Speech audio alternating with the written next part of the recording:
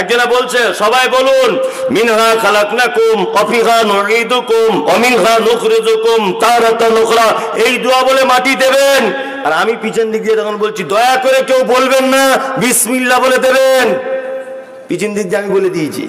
তখন ওই লোকটা আমাকে বলছে কেন, এটা কোরআনের আয়াত বললে অসুবিধা কি আছে? তোমাদের যত সব বদমাইশি মৌলভী সাহেবদের, কোরআনের আয়াত বললে অসুবিধা কি? আচ্ছা, কোরআনের আয়াত বললে অসুবিধা কি? পাগল কোথাকারে। বাজারে ইলিশ মাছ কত কেজি? বলছে 1000 টাকা কেজি। যখন বাজার থেকে কিনে আনো ইলিশ মাছের নাড়ি ভুড়ি বাদ দাও না ওই সমেত রান্না করো? বলছে বাদ দিই। কেন বাদ দাও? নাড়ি ভুড়িটাও তো 1000 টাকা কেজিতে কিনেছো, বাদ দেওয়ার কি দরকার? ওটাও খাও। তার মানে তুমি জানো এটা যে ইলিশ মাছ দামি মাছ, কিন্তু ভিতরের মাল খাওয়া যায় না। কোরআনের আয়াত বলেই যে মাটি দেওয়ার সময় বলতে হবে, তোমাকে বললো কে? কোরআন সব জায়গাতেই ভালো। কে বলেছে তোমাকে? রুকুতে গেলেন কি দোয়া বলতে হয়? সুবহানা রাব্বিয়াল আযীম। আমি যদি এটা বলি ইন্না আতাইনাকাল কাউসার ফাসাল্লি লিরাব্বিকা ওয়ানহার ইন্না শানিয়াকা হুয়াল আবতার, নামাজ হবে সঙ্গে সঙ্গে। চলুন এবার আমি সারা পৃথিবী বিখ্যাত একজন মারাত্মক শিক্ষিত মানুষ, এত শিক্ষিত এত শিক্ষিত এত শিক্ষিত, আল্লাহ তাআলা লোকটা নবীও নয় রসুলও নয়, সাধারণ লোক, তার নামে কোরআন মাজিদে একটা সূরা অবতীর্ণ করেছে। তার নাম লোকমান। লোকটার বাড়ি কোথায়? ভাইরা এবার ভালো করে মন দিয়ে বুঝবেন, এবার আলাদা একটু আলোচনা হবে। লোকটার বাড়ি দক্ষিণ আফ্রিকা। জেনারেল শিক্ষিত ভাইরা যারা আছেন আপনারা জানেন যে দক্ষিণ আফ্রিকাকে বলা হয় দুর্ভিক্ষের মহাদেশ। আর এই দেশে একটা শহর আছে তার নাম হাবাসা। বর্তমানে হাবাসা নামটা পরিবর্তন হয়ে নাম হয়েছে ইথিওপিয়া। এই ইথিওপিয়াতে জন্মগ্রহণ করেছিলেন লোকমান। এই হাবাসা ইসলামিক ইতিহাস অনেক ইম্পর্টেন্ট একটি জায়গা। হযরতে বেলাল রাদিয়াল্লাহু তাআলা আনহুর জন্ম এই জায়গাতে। বাদশা নাজ্জাশীর গায়েবী জানাজা পড়ার যে ঘটনা এই জায়গার সঙ্গে সংশ্লিষ্ট আছে। তাই এই যে লোকমান হাকিম ছিলেন, হাকিম প্রজ্ঞাময়, মানে অতীব জ্ঞানী। লোকমান হাকিম কত জ্ঞানী দেখবেন, আপনাকে দেখাই। লোকমান হাকিম ছোটবেলাতে কাঠের মিস্ত্রি ছিলেন, কাঠ ঘষে ঘষে ফার্নিচার তৈরি করতেন। যদি বলছেন এটা আপনি বানিয়ে বলছেন, তাফসীর ইবনে কাসির সূরা লোকমান খুলে দেখবেন কাল সকালে।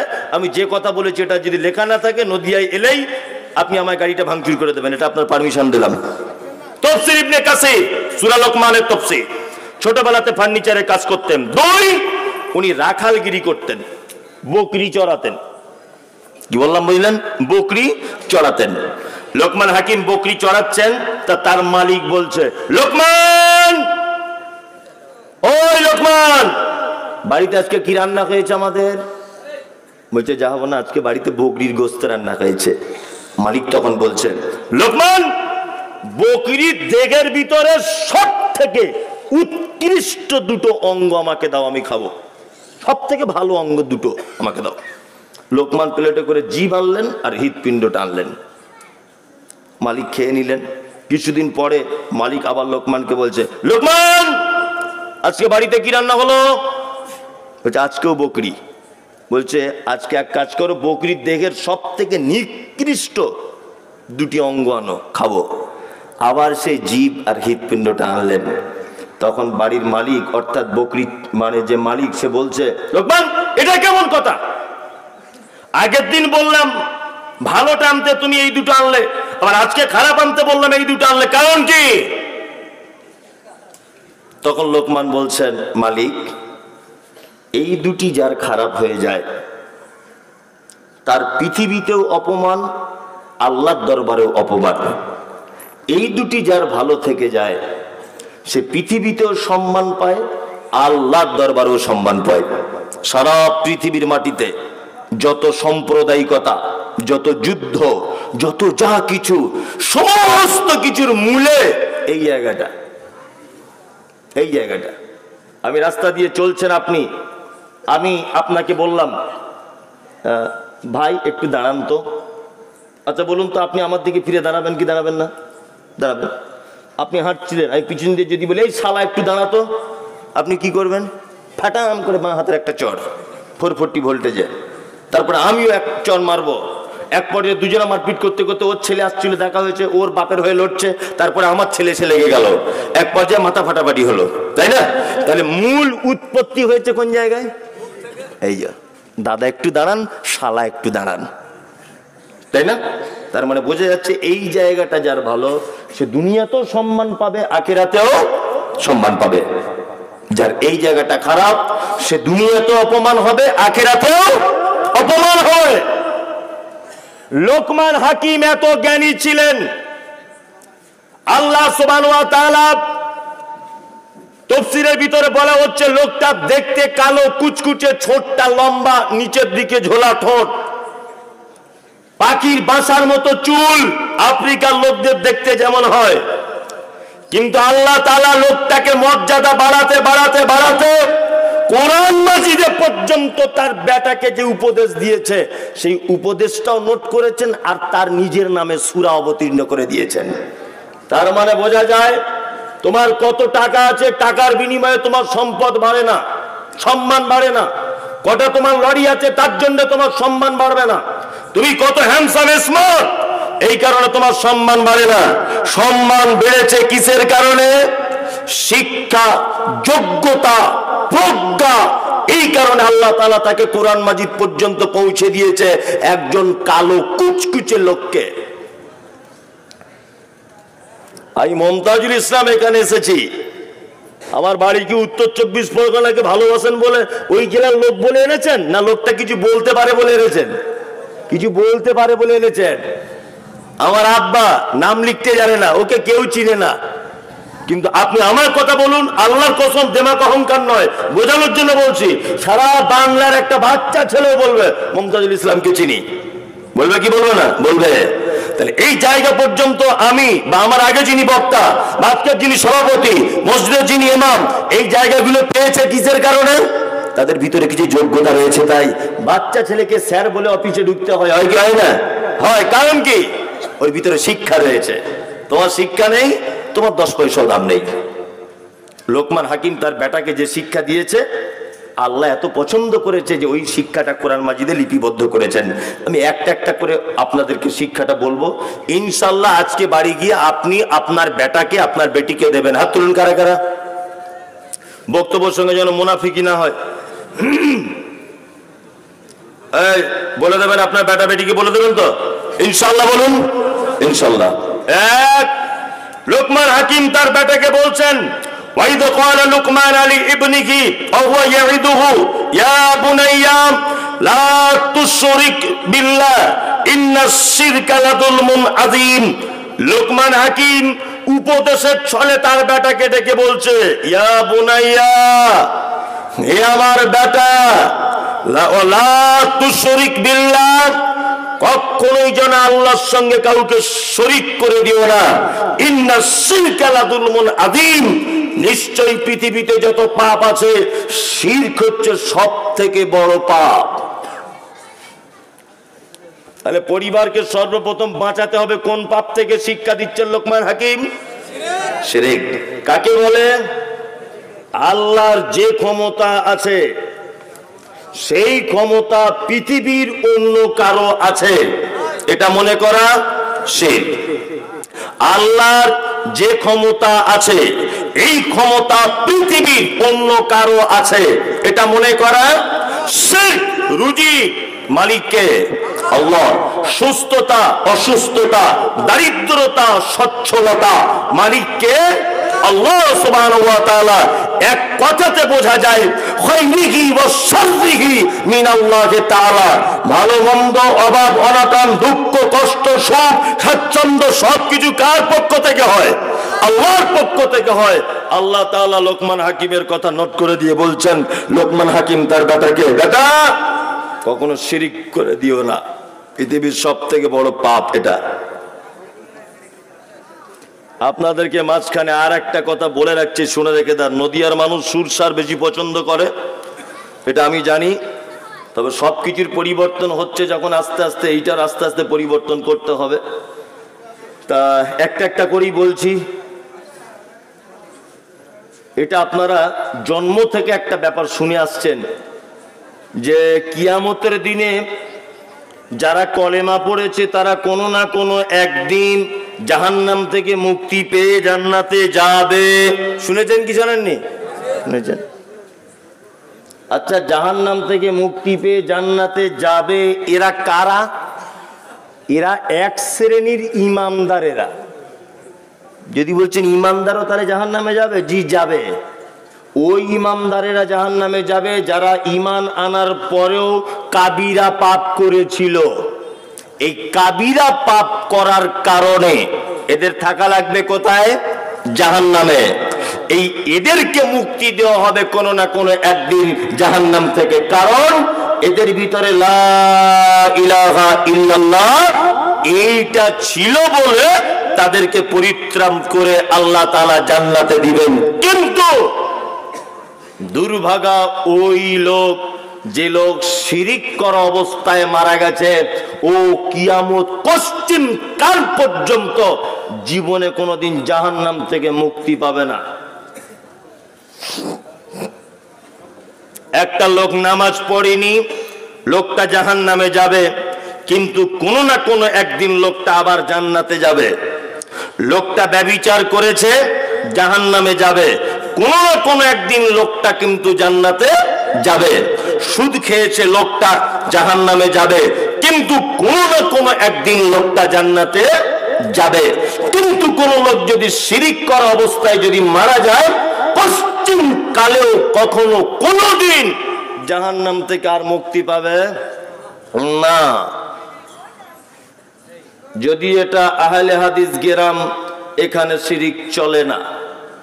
চলে? তারপরেও দেখবেন কিছু ছেলে, কিছু বাড়ির মেয়েরা শিরক করে। করে না? করে। ইয়াং ছেলে, যুবক ছেলে হাতে লাল সুতো পড়ে ঘুরছে। আরে সুতো কেন? বলছে মমতাজুল সাহেব আজমির শরীফের সুতো। যে আজমির শরীফের সুতো মানে ব্যাপারটা বুঝলাম না। বলছে আমার মা বলে দিয়েছে এটা হাতে বেঁধে থাকলে গাড়ি অ্যাক্সিডেন্ট থেকে বাঁচা যায়। মানে ওরে পাগল, আজমিরে কি আর সুতোর ফ্যাক্টরি আছে? ওই বর্ধমান হুগলিতে ঝুট মিলে সুতো তৈরি হয়, আর ওই সুতো সব প্যাকিং হয়ে চলে যায় আজমিরে, নিয়ে ওইখান থেকে বিক্রি হয় লাল কালারিং করে। ওতে তো কুকুরেও পেচ্ছাপ করে ঝুট মিলে। চাষি যখন পাট মেলে দেয়, দেয় না, পেচ্ছাপ করেন অনেক সময়। তো ও তোমার কি অ্যাক্সিডেন্ট থেকে বাঁচাতে পারে? বাঁচাতে পারে? পৃথিবীতে খুব বড় পাপ, ভয়ঙ্কর পাপ। অন্য পাপ করলে আল্লাহ এত রেগে যায় না, শিরক করলে যত রেগে যায়। আপনার স্ত্রী খুব সুন্দরী, চরম সুন্দরী। আচ্ছা বলুন তো, আপনার স্ত্রী যে সুন্দরী, এটা আপনার কোনো অবদান আছে? আছে? কার অবদান? আল্লাহ। স্ত্রী হলো কি করে? ইমাম সাহেবকে 500 টাকা বিয়ে পড়াতে দিয়েছি, 2000 টাকা মোহর দিয়েছি, ও আমার বউ হয়ে গেছে। আর এই বাজার থেকে একটা বেনারসি শাড়ি দিয়ে দিয়েছেন, দিয়ে বউ ও আপনার, তাই না? 3 মাস সংসার পাতি করলেন। সংসার করার পরে আপনি রাজমিস্ত্রি খাটতে চলে গেলেন ওই কলকাতার দিকে। 4 মাস পরে বাড়ি এসেছেন। এই যে 4 মাস বাড়ি ছিলেন না, এর মাঝখানে আপনার ছোট ভাইয়ের সঙ্গে আপনার বউয়ের, মানে যেটাকে বলে পাড়া গ্রামে ভাষায় কড লাইন না কি বলে, এরকম একটা কড লাইন হয়ে গেছে। 4 মাস পরে আপনি বাড়ি এসেছেন, এসে দেখছেন আপনার ছোট ভাই আপনার সুন্দরী বইয়ের গলা ধরে এরকম ঘরের মধ্যে দুজনা বসে আছে বা শুয়ে আছে। বলুন তো আপনার রাগ হবে কি হবে না? আপনার বইয়ের গলা ধরে আপনার ছোট ভাই বসে আছে, রাগ হবে কেন? এত রাগ কিসের? ও তো নিজের ভাই রে বাবা। যদি একটু গলা ধরেই ভাবি বলে, তাও রাগ, তাও রাগ। কেন এত রাগ কিসের? কিসের এত অধিকার যে তোমার বইয়ের গায়ে কেউ হাত দিলে তোমার জ্বালা ধরে যায়? তোমার বউ হাসি ঠাট্টা করে কারোর সঙ্গে কথা বললে তোমার জ্বালা ধরে যায়। কিসের অধিকার? কি দিয়েছ তুমি ওকে? 500 টাকা বিবাহ পড়ানোর জন্য দিয়েছ, 2000 টাকা মোহর দিয়েছ, একটা বেনারসি শাড়ি দিয়েছ। এই 2-3টে জিনিস দেওয়ার ফলে এত অধিকার তোমার যে তোমার বউয়ের দিকে কেউ ফিরে দেখলে তোমার রাগ হয়, তাই না? অক্সিজেন যেটা গ্রহণ করেন, এটা কার দেওয়া দান? আল্লাহ।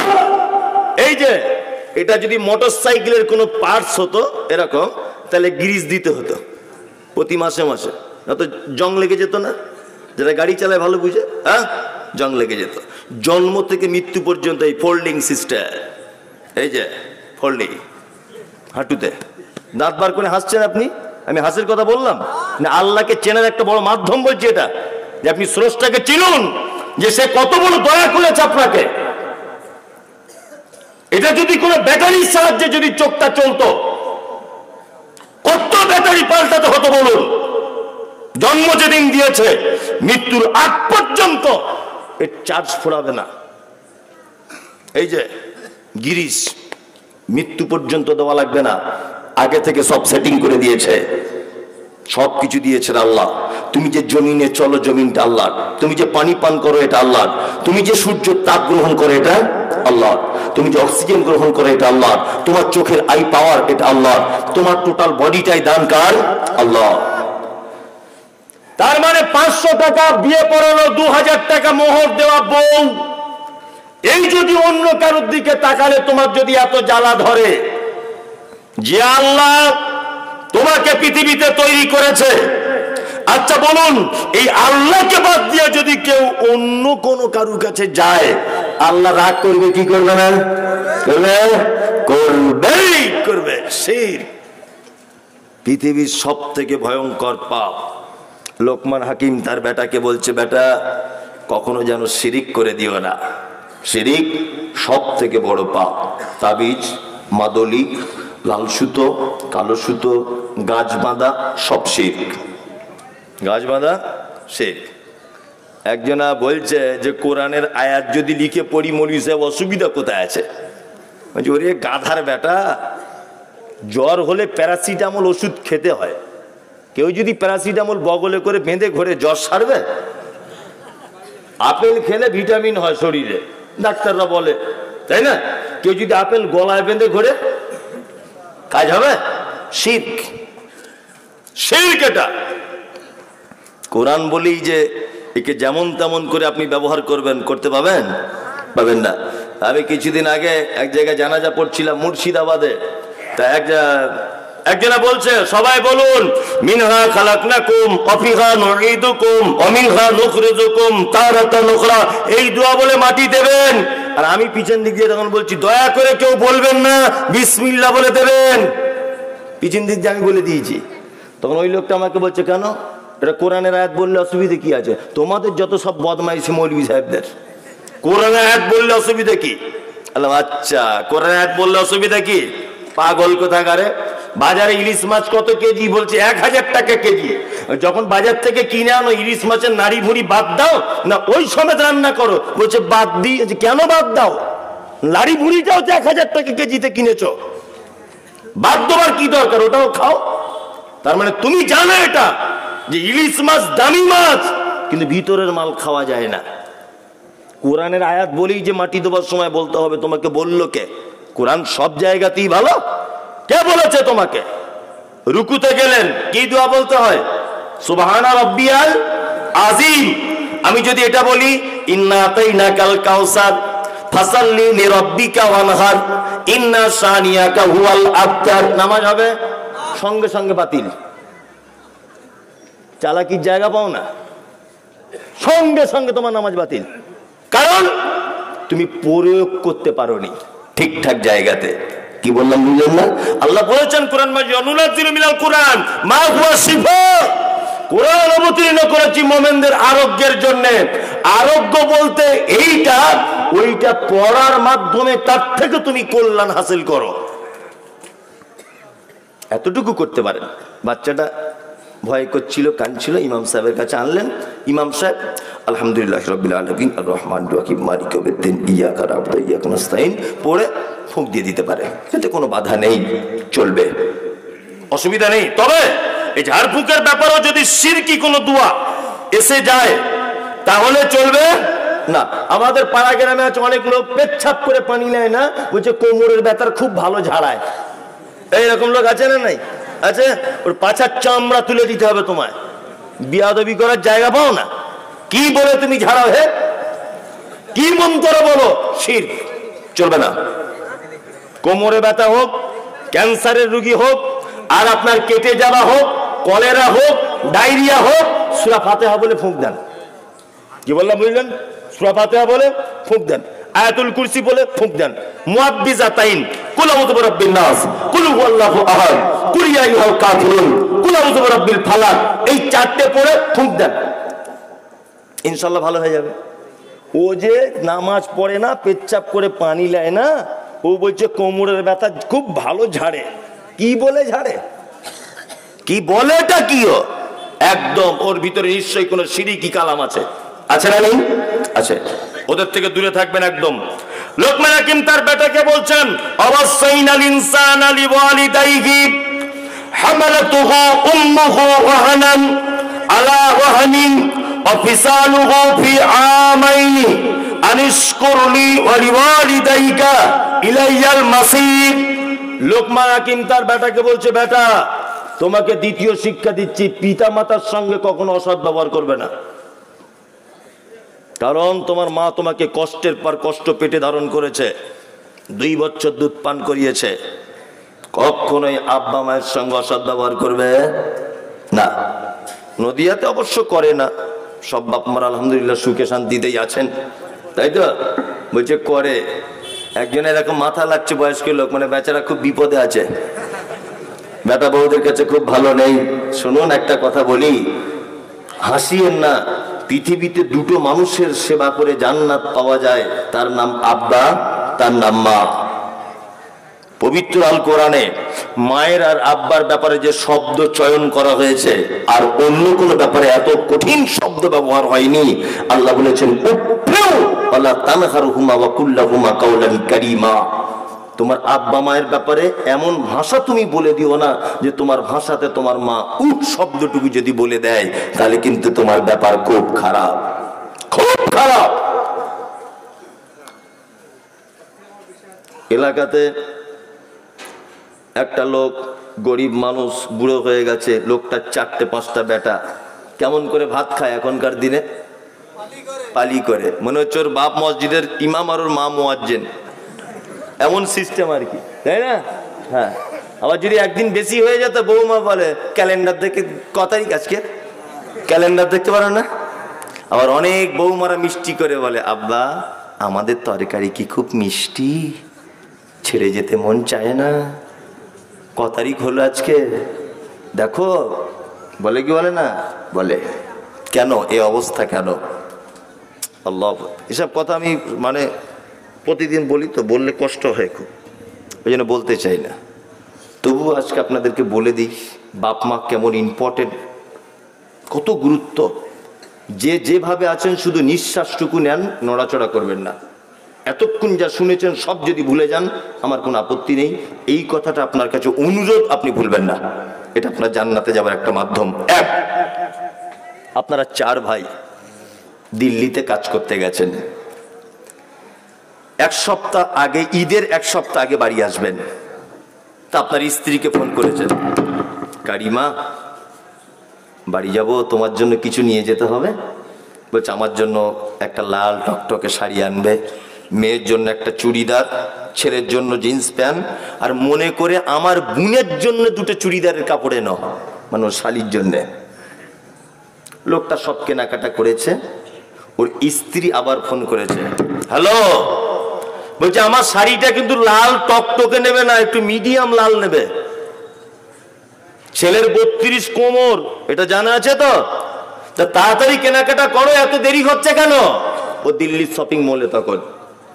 ছেলেটা তখন বলছে তোমাদের সবার জন্য কিনা রেডি, শুধু ঈদের দিনে আব্বা একটা পাঞ্জাবি কিনছে, আব্বার জন্য একটা লুঙ্গি, মায়ের জন্য একটা ব্লাউজ, একটা শাড়ি।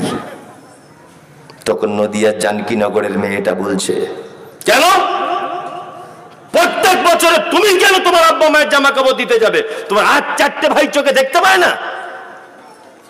বাড়ি চলে সব কিনতে হবে না। ও বইয়ের কথা শুনে কাঁপতে কাঁপতে ট্রেন ধরে বাড়ি চলে এসেছে। 4 ভাইয়ের একই অবস্থা। ঈদের দিনে সকালবেলা মসজিদের মাইকে তাকবীর হচ্ছে, আল্লাহু আকবার, আল্লাহু আকবার, লা ইলাহা ইল্লাল্লাহ, আল্লাহু আকবার, আল্লাহু আকবার, ওয়ালিল্লাহিল হামদ। তাকবীর হয় না? হচ্ছে। সবাই নতুন জামা পরে ঈদগাহে যাচ্ছে। তোমার মায়ের বয়স 85 বছর। তোমরা 4 ভাই দুতলা বাড়ি করেছো বলে তোমার মা দুতলা সিঁড়ি দিয়ে উঠতে পারে না বলে 4 ভাই যুক্তি করে তোমার মাকে সিঁড়ির তলাতে মশারি টাঙিয়ে রেখে দিয়েছে। তোমার আব্বার বয়স 90 বছর, চোখে কম দেখে, কানে কম শোনে। সবাই যখন বাড়ি ফাঁকা হয়ে ঈদগাহে চলে গেল, তোমার মা তখন মশারিটা তুলে কাঁপানো কাঁপানো কণ্ঠে দিয়ে বলছে, আব্দুল্লাহর আব্বু তুমি যাবে না ঈদের নামাজ পড়তে? বলছে যেতে তো ইচ্ছা করে, কিন্তু কে কলের পানিটা টিপে দেবে বল? নতুন পাঞ্জাবিও খুঁজে পাচ্ছি না কোথায় রেখেছি। তোমার 85 বছরের মা তখন হিচড়ে কুচড়ে উঠে বাক্সর ভিতর থেকে গত বছরে তোমার বড় বোনের দেওয়া একটা পাঞ্জাবি, ওই পাঞ্জাবিটা তোমার আব্বাকে আগিয়ে দিয়ে বলেছো একটু যাও, বছরে একবার অন্তত ঈদগাহটুকু যাও। তোমার আব্বা ঈদের নামাজ পড়া হয়ে গেছে, হাতে লাঠি নিয়ে টলতে টলতে কাঁপতে কাঁপতে কাঁপতে তোমাদের বাড়ির মেন গেটে পর্যন্ত এসে পৌঁছেছে। দুপুর 2টো বাজে আপনার বাড়িতে সালা সালি আত্মীয় স্বজন সবাই এসেছে, মাংস পরোটা সিমই লাচ্চা সবাই খাচ্ছে। যে এলাকায় যেমন দুপুর 2টো পর্যন্ত 4টে বৌমা থাকার পরেও তোমার আব্বা 1 পেয়ালা গোস্ত আর একটা লুচি পেল না। তোমার মা আজকে ঈদের দিনে গোসল করতে পেল না, 4টে জওয়ান বেটা থাকার পরেও। কেন তোমার মায়ের এই অবস্থা কেন? হ্যাঁ, তোমার মা কিন্তু সব থেকে অপরাধিনী নারী।